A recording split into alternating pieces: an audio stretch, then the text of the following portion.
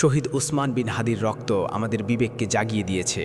ভাই ও বোনেরা, আজ আমরা শুধু একজন মানুষকে হারাইনি, আজ আমরা হারিয়েছি আমাদের বিবেকের এক টুকরো, আমাদের সাহসের এক বাতিঘর। শহীদ উসমান বিন হাদির রক্ত মাটিতে পড়ে যায়নি, তা পড়েছে আমাদের হৃদয়ে, আমাদের চেতনায়, আমাদের দায়িত্ববোধে। তিনি ছিলেন অন্যায়ের সামনে নীরব না থাকার নাম, তিনি ছিলেন ভয়ের দেয়াল ভাঙার নাম, তিনি ছিলেন সত্যের পক্ষে দাঁড়ানোর সাহস।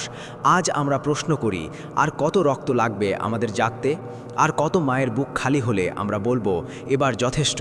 আর কত তরুণের স্বপ্ন ভাঙলে আমরা বুঝব ন্যায় বিচার বিলম্বিত হলে তা অবিচারই হয়।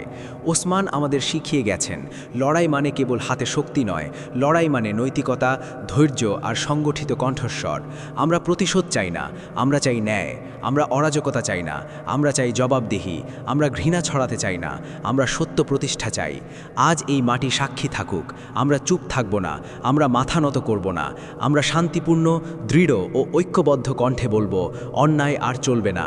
শহীদ উসমান বিন হাদির শাহাদাত আমাদের শপথ। আমরা কলমে, কণ্ঠে, আইনের পথে মানুষের পাশে দাঁড়িয়ে লড়ব।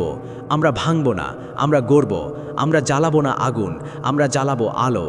হে শহীদ ওসমান, তোমার রক্ত আমাদের পথ দেখাক, ঘৃণার নয় ন্যায়ের পথে, ভয়ের নয় সাহসের পথে, নীরবতার নয় সত্যের পথে। শাহাদতের মর্যাদা হোক আমাদের চরিত্রে, ন্যায়ের সংগ্রাম হোক আমাদের পরিচয়। আল্লাহ তোমাকে কবুল করুন, আর আমাদের দান করুন সেই শক্তি, যে শক্তি দিয়ে আমরা অন্যায়ের বিরুদ্ধে শান্তিপূর্ণ, দৃঢ় ও অবিচল থাকব।